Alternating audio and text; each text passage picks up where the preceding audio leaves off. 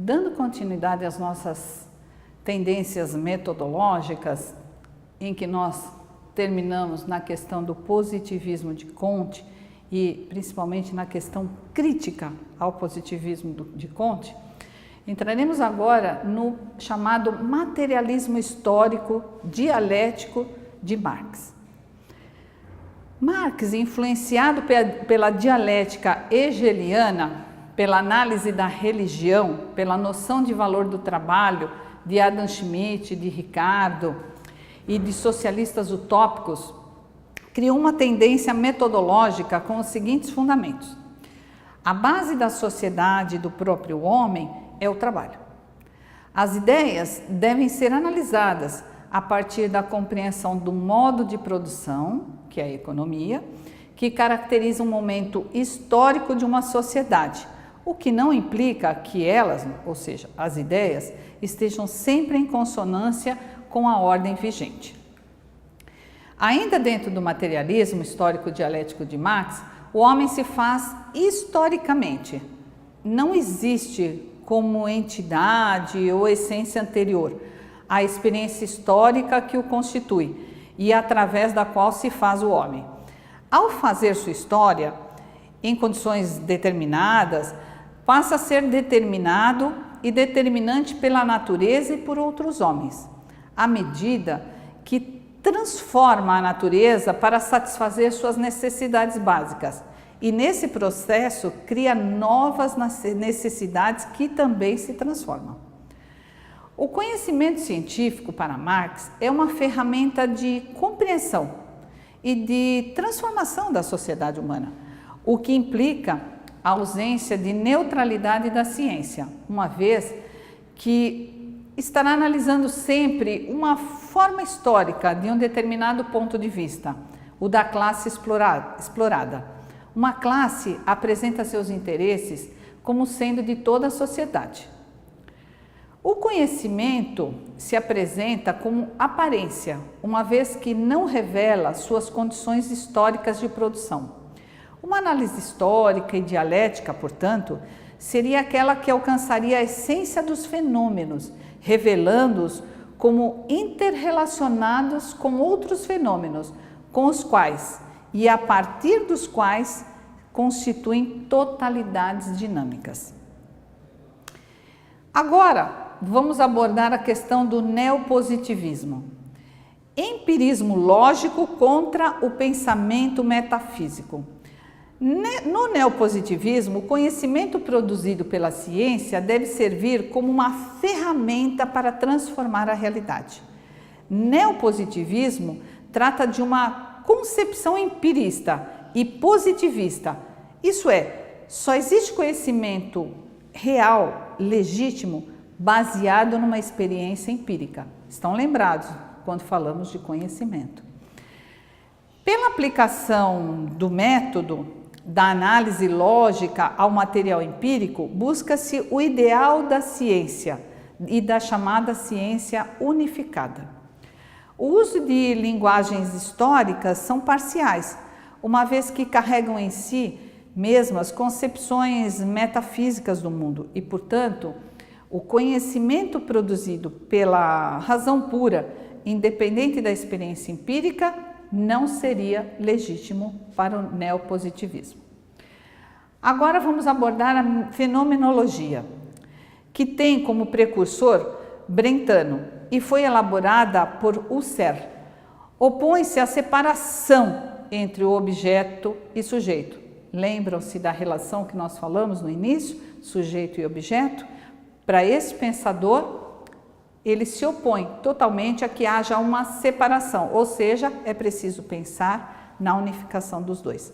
Portanto, o conhecimento aqui é o resultado da interação entre o que o sujeito observa e o sentido que ele fornece ao objeto percebido. Assim, não se pode falar de uma observação independente dos significados que o sujeito atribui à realidade.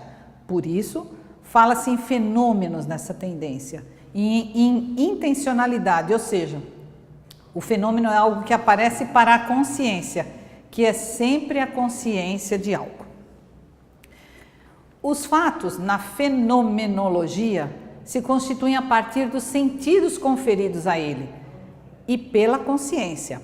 Para a fenomenologia, portanto, não existe fenômeno que não se dê no plano da intencionalidade da consciência. Para o Husserl, os fenômenos percebidos pela consciência se referem, de fato, à realidade dos objetos, ao que eles são. Segundo o método fenomenológico, o processo de transformação de objetos individuais contingentes em fenômeno é fruto de um esforço de redução, valorização do pressuposto da permanência dos objetos que podem ser alcançados em sua natureza última. Já no estruturalismo, ele está relacionado sobretudo às ciências humanas. Estrutura é um conjunto de elementos que mantém relações necessárias entre si. Essas relações são também de caráter funcional, ou seja, cada elemento que compõe o sistema concorre para a manutenção dos que lhes estão relacionados. Ou seja, cada elemento tem uma função no todo. No caso dos estudos antropológicos, descobriu-se estruturas subjacentes às várias práticas sociais, tais como as religiosas e as aparentemente simples, como a alimentação. Ao desvendar estruturas, o enunciado de leis gerais sobre o modo de funcionamento da sociedade humana é o que se trata. Privilegia-se, pois, mais a sincronia, a dimensão estrutural, do que a diacronia, que é a dimensão histórica. Agora, para Nietzsche, que é um outro pensador dentro da nossa fundamentação de metodologia, ele não admite que possa existir um sujeito purificado de todas as contingências da vida, sobretudo a da linguagem, a partir da qual os homens se relacionam uns com os outros.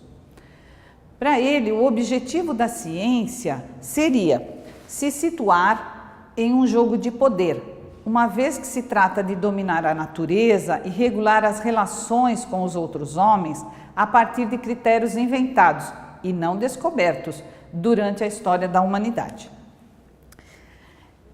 Para Nietzsche, não existem fatos, apenas interpretações.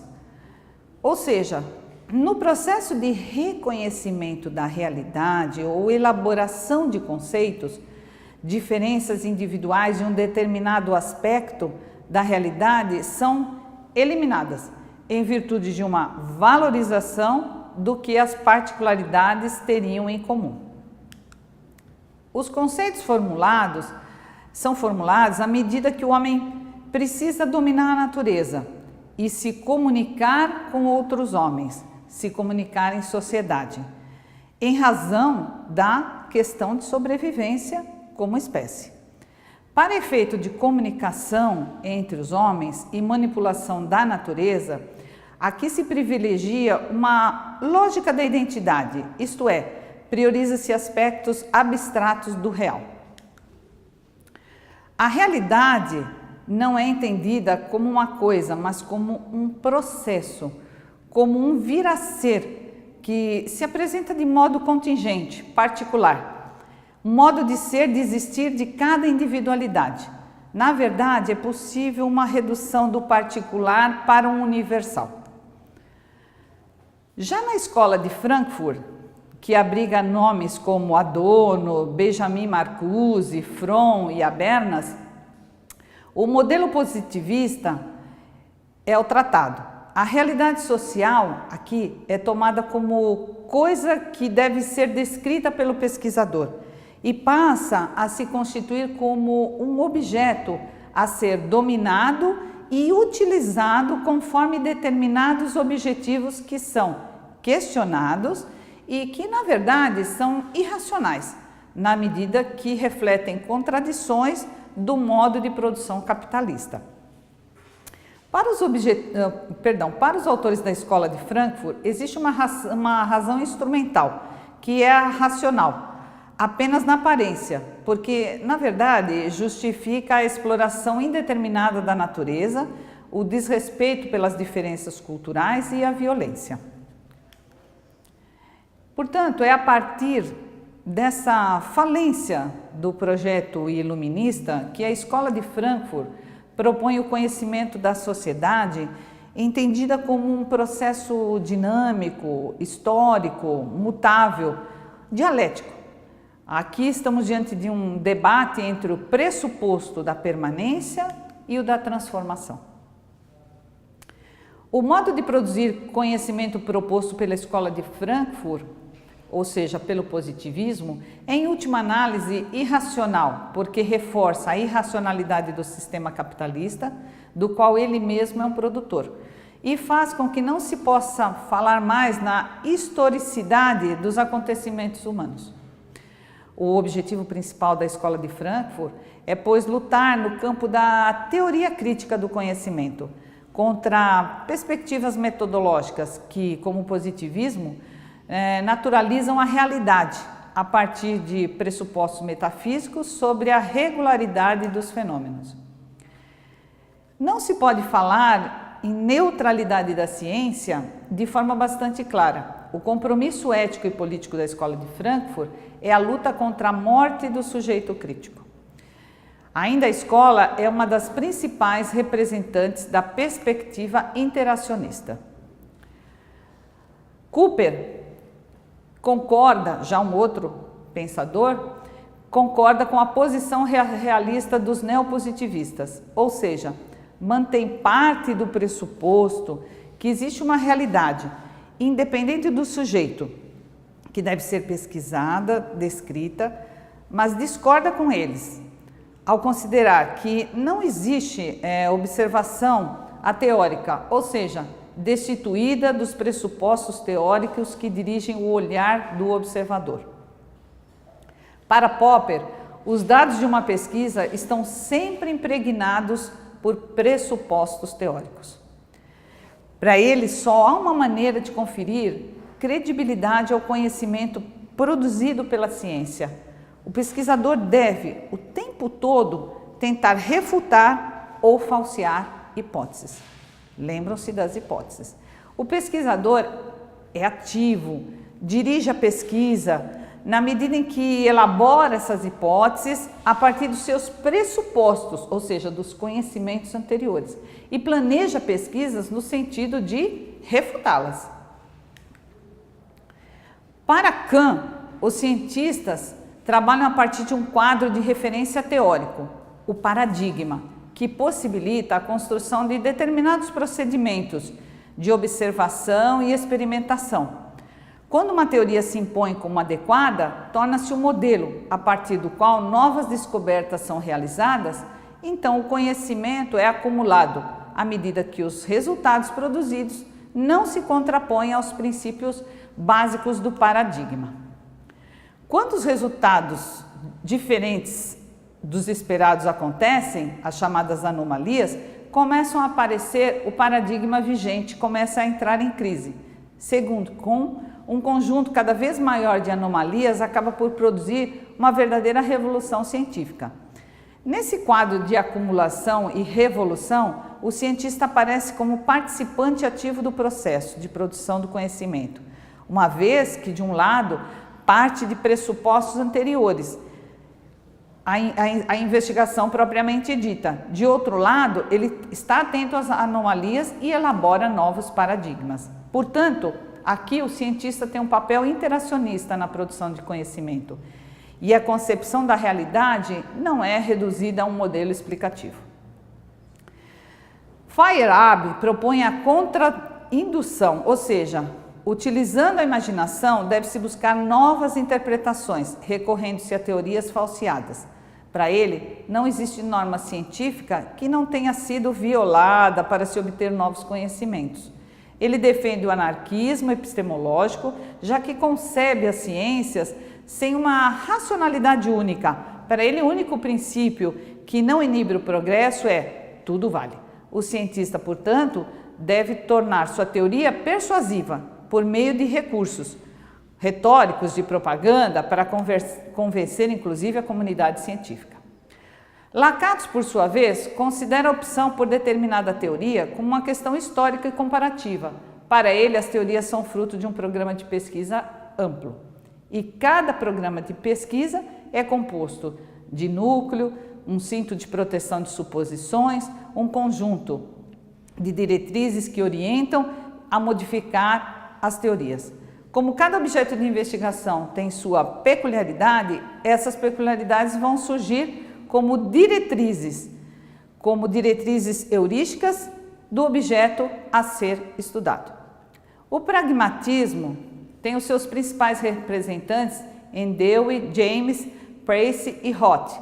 É uma concepção antirrepresentacionista. As contingências histórico-culturais determinam as descrições da realidade que são feitas pelos cientistas. Tais descrições são úteis ou eficazes na medida em que servem para prever e controlar o que acontece. Este é o critério da verdade pragmatista. Não se supõe que a descrição feita alcance a essência da realidade, mas que permita retirar desta realidade consequências práticas. Considera que todo e qualquer pressuposto de compreensão da realidade é discutível. A consideração de que o conhecimento científico é historicamente elaborado faz com que a discussão sobre a ciência saia do campo da epistemologia e se torne ética. O ideal da solidariedade entre os homens e o da democracia plena aparecem sobretudo para Roth como horizonte e critério, a partir dos quais se pode discutir a validade do conhecimento produzido. No construcionismo, ele contraria o representacionismo, considera que tanto o objeto como o sujeito do conhecimento são construções sociais e históricas, na medida em que tanto o sujeito como o objeto do conhecimento se constituem como crenças ou convenções sociais. Resta como parte do processo da pesquisa o caminho da desconstrução, da discussão e do combate destas mesmas crenças, sobretudo quando elas se apresentam como forma de dominação. Portanto, as verdades da ciência, sobretudo das ciências humanas, não existem como verdades tomadas em si mesmas ou como universais absolutas, mas como convenções que podem e devem ser discutidas em função do próprio homem, ou melhor, de suas relações sociais e históricas. Fica claro no construcionismo o papel ativo do pesquisador, pela necessidade de desconstrução e também a perspectiva interacionista entre sujeito e objeto do conhecimento. Portanto, o construcionismo, ele considera esse conhecimento científico elaborado através de uma discussão da ciência, dentro do campo da epistemologia.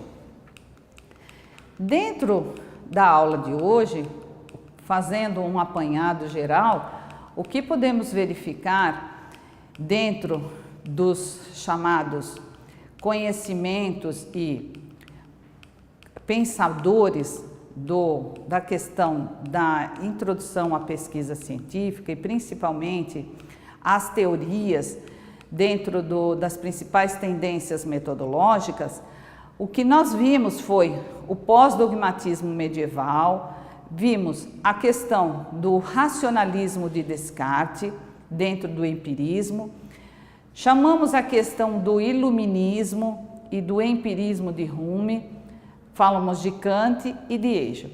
A questão principal dentro de todas essas teorias, e dentro desse contexto histórico epistemológico, e desse que surgiu a partir do século XVII, é deixar consignado que tratam-se de formulações diferentes de fundamentação para a ciência, envolvendo sempre dois polos na produção do conhecimento, que são o sujeito, como já dito, que é o ser humano, o homem, que sempre pretende e quer conhecer algo, o objeto, que é a realidade que se tem para conhecer, e essa discussão que gerou ao longo da história, iniciada no século XVII, de como seria a forma mais adequada de se manter essas relações entre sujeito e objeto, levando para a vida prática, para o que você estará desenvolvendo dentro do conhecimento da universidade, do seu papel como estudante universitário.